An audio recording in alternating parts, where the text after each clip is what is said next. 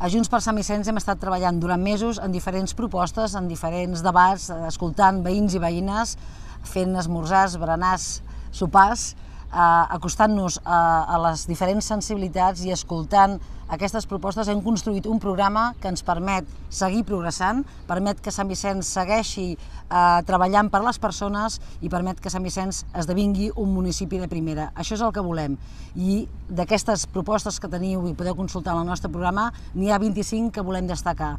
Avui l'Helena ens acompanya per presentar-nos algunes d'aquestes propostes. Bon dia.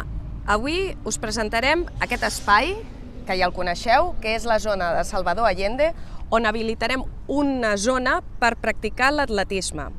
També hi ha d'altres equipaments que volem obrir a tots els vicentins i vicentines, com són els espais escolars, els espais on es fan esports escolars, perquè s'habilitin a la tarda i es pugui practicar diversos esports.